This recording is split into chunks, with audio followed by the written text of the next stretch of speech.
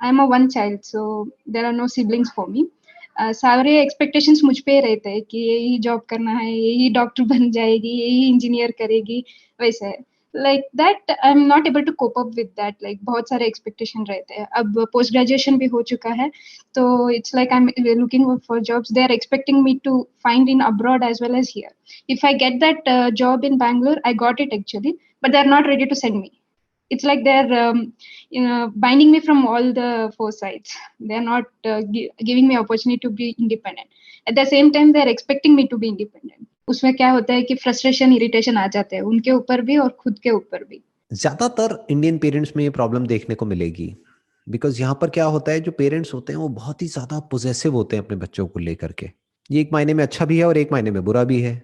अच्छा क्यों है कि अगर कभी एक्चुअल में आपकी लाइफ में कोई भी प्रॉब्लम आई तो सबसे पहले जो आपके लिए एक सपोर्ट सिस्टम होगा या कोई अनकंडीशनली आपके लिए खड़े होंगे तो वो आपके पेरेंट्स हैं। ये इंडियन पेरेंट्स की खास बात है। वो ये नहीं कहेंगे कि नहीं तुम अब अपने आप हैंडल करो, अब तुम बड़े हो गए हो ना। Even if you are 40 years old और आपको कोई प्रॉब्लम हो गई तो आपके पेरेंट्स आपके लिए खड़े हैं उस वक्त भी। ये इंडियन पेरेंट्स की खास बात है। That is one. ये प्लस पॉइंट है। माइनस पॉइंट क्या है कि वो ओवर पोजेसिव हो जाते हैं। They act as an authority.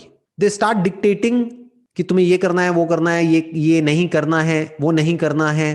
तो उनके लिए अच्छे बच्चों का मतलब क्या, जो हमारी हर बात माने, और गंदे बच्चों का मतलब क्या, या वो बच्चा जो बिगड़ गया है उसका मतलब क्या, ये हमारी बात नहीं मानता है। तो यहां पर समझना क्या है इंडियन पेरेंट्स को, जो बच्चे हैं वो कोई रोबोट्स नहीं है कि हमने उनको इंस्ट्रक्शन दिया और वो हमारे इंस्ट्रक्शंस के हिसाब से चलने लग गए। और अगर वो रोबोट बन भी गए तो ऐसे बच्चों का करोगे क्या, क्योंकि आप तो हमेशा के लिए नहीं रहने वाले हो। यानी कि जो पेरेंट्स हैं वो हमेशा के लिए तो रहेंगे नहीं। फिर जब पेरेंट्स नहीं होंगे तो वो बच्चा क्या करेगा, अपने डिसीजंस तो कभी ले ही नहीं पाएगा। वो तो हमेशा अपने पेरेंट्स को ढूंढता रहेगा अपने आसपास में। जैसे फॉर एग्जाम्पल लाइफ में आगे जाकर के बच्चे की शादी होगी या और जो प्रॉब्लम्स आएंगी, जो भी कुछ होगा, तब भी क्या वो अपने पेरेंट्स को फोन करेंगे हर बात के लिए? फिर क्या करेंगे? फंस गए ना। वो तो बड़े हुए ही नहीं, उनको तो कभी बड़े होने दिया ही नहीं। बड़े कैसे होते हैं? स्ट्रगल करके, चैलेंजेस को फेस करके, अननोन टेरिटरी में जा करके, कुछ ऐसा करके जो हमने पहले नहीं किया है, कुछ ऐसा करके जिसमें थोड़ा रिस्क हो, कैलकुलेटेड रिस्क हो, तभी तो ग्रोथ होती है। एक सेफ एनवायरनमेंट में ग्रोथ थोड़ी ना होती है, वो तो कैद होती है। अब सवाल उठता है कि अगर हमारे ऐसे पेरेंट्स हैं तो हम क्या करें? तो आपको अपने आप से क्वेश्चन पूछना है कि आपके लिए इंपॉर्टेंट क्या है। इंडिपेंडेंटली अपना कुछ करना, अपनी लाइफ को अपनी टर्म्स पे जीना, या फिर एक अच्छी बेटी बन करके रहना। दोनों ऑप्शंस है। अच्छी बेटी का मतलब क्या है पेरेंट्स के पॉइंट ऑफ व्यू से देखा जाए तो, जो हमारी बात माने। तो जैसे ही आप अपना कुछ करोगे, इंडिपेंडेंटली अपने कुछ ऐसे डिसीजंस लोगे जो आपके पेरेंट्स के डिसीजन से अलग है, तो आप एक बुरी बेटी हो, आप अच्छे नहीं हो। तो आपको कुछ टाइम के लिए एक कॉन्फ्लिक्ट से होकर के निकलना पड़ेगा, कुछ फ्रिक्शन होगा, कुछ लड़ाई झगड़े होंगे, but that is part of life. उसी को तो हैंडल करना है, वही तो सीखना है कि उसको हैंडल कैसे करें। उससे डरना क्यों है? एक बात पक्की है कि आप कुछ गलत तो नहीं करने वाले। आप क्या बात कर रहे हो कि मेरे को, अभी मैं एक ऐसे टाउन में रहती हूँ जो सिटी से थोड़ा सा दूर है, तो मेरे को वहां पर जाकर के जॉब करनी है, मेरे को मिल रही है जॉब, तो इसमें गलत क्या है? Nothing wrong with it. तो fight for it, fight for what is right, what is your right. You are now an adult, you are no more a child. Ideally क्या होना चाहिए कि जब बच्चा 18 साल से ऊपर हो जाता है तो पेरेंट्स को बिल्कुल भी इंटरफेयर नहीं करना चाहिए बच्चे के डिसीजंस में। बस पेरेंट्स को बता देना चाहिए कि हमारे पास पे इतने रिसोर्सेज हैं तुम्हारे लिए। क्योंकि ऐसा भी ना हो ना कि वो बच्चा कोई ऐसे डिसीजंस ले ले कि वो पेरेंट्स खुद प्रॉब्लम में आ जाए।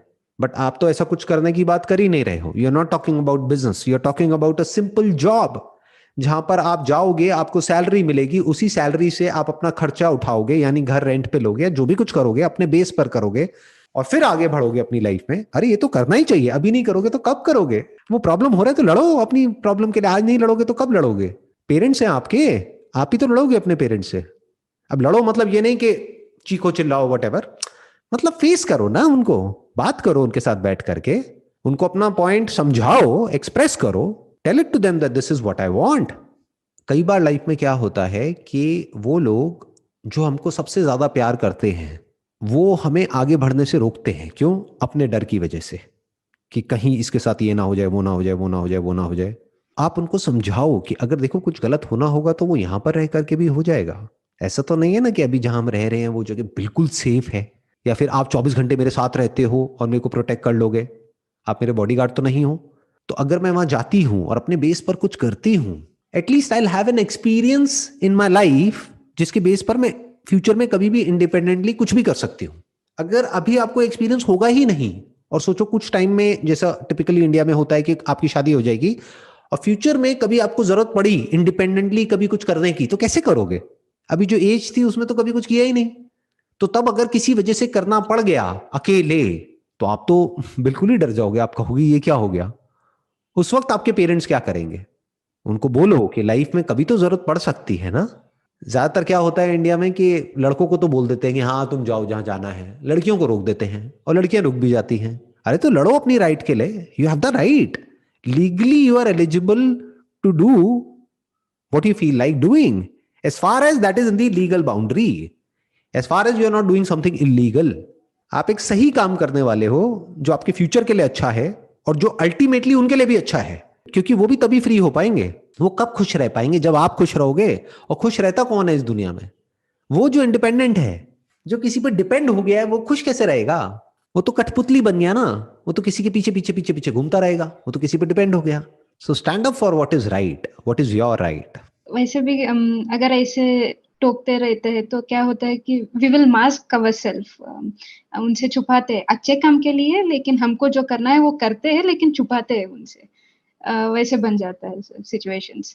और फिर वो आके कहते हैं कि अच्छा क्या कर रही हो, हम फिर से उसे छुपाना पड़ता है। प्रॉब्लम क्या होती है कि हम कभी भी कॉन्फ्लिक्ट को फेस नहीं करते हैं, हम डरते हैं कॉन्फ्लिक्ट से। तो अगर आपने कभी कॉन्फ्लिक्ट को फेस ही नहीं किया है और फिर आगे जाकर के लाइफ में कई तरह के कॉन्फ्लिक्ट्स आएंगे, तो आप फेस ही नहीं कर पाओगे। अगर उसकी तैयारी करनी है तो अभी करनी है, this is the right time. झूठ नहीं बोलना है, कुछ भी छुपाना नहीं है, कुछ गलत थोड़ी ना कर रहे हो, तो छुपाना क्यों है, डरना क्यों है? वो कोई बाहर वाले थोड़ी, आपके अपने पेरेंट्स हैं, क्या कर देंगे? ज्यादा से ज्यादा क्या करेंगे, बोलेंगे ही तो बोलने दो ना, आप भी बोलो, आपके पास में भी तो जबान है, बोलो। लड़ेंगे आप भी लड़ो, उसमें क्या बुराई है, बट पीसफुली लड़ो। तो अपने राइट के लिए खड़े होना सीखो, this is very very important in life. अगर ये नहीं किया तो कभी नहीं कर पाओगे। जब आपकी शादी हो जाएगी और आपका हस्बैंड अगर कुछ गलत करेगा, तो क्या उस वक्त भी यही सोचोगे कि अगर मैं कुछ बोलूंगी तो कहीं लड़ाई ना हो जाए, कहीं ये ना हो जाए? अभी आप कहोगे नहीं, लेकिन आप यही करोगे। क्यों? क्योंकि आदत ही नहीं है। अरे अपने पेरेंट्स से नहीं लड़ पा रहे, अपने पति से कैसे लड़ोगे? और कई बार लड़ना पड़ता है। कई बार अपना जो पॉइंट है, अपने पॉइंट को भी छोड़ो, आपका पॉइंट तो आपका पॉइंट ऑफ व्यू हो गया। For what is right and what is wrong universally, उसके लिए स्टैंड लेना पड़ता है। अब वो यूनिवर्सल राइट और रॉन्ग क्या है?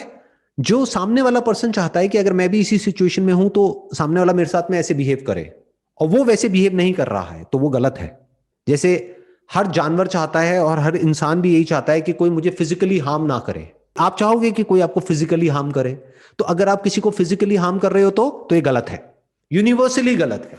तो जब कुछ यूनिवर्सली गलत होता है किसी के साथ में भी, अगर आपके साथ भगवान ना करे कभी फ्यूचर में कुछ ऐसा होता है जो कि गलत है, तब आपको लड़ना पड़ेगा ना। बट लड़ने की तो प्रैक्टिस ही नहीं है, एग्री कर जाने की प्रैक्टिस है कि जो भी वो कहते हैं हाँ हाँ हाँ, ना तो बोलना हमको आता ही नहीं है। बोलना सीखो, नहीं नहीं मतलब नहीं, जो आप कह रहे हो वो मैं नहीं करूंगी और मैं ये ही करूंगी, बट कुछ गलत नहीं करूंगी और बता करके करूंगी, कुछ भी छुपाऊंगी नहीं आपसे। आज तक मैंने छुपाया वो मेरी गलती थी, अब से मैं नहीं छुपाऊंगी, ना आपसे ना किसी से भी। सच बोलने में कैसा डर, सही काम करने में कैसा डर? अरे दुनिया में लोग गलत काम करने वाले नहीं डर रहे, सही काम करने वालों को क्यों डरना चाहिए? मुझे तो समझ नहीं आता।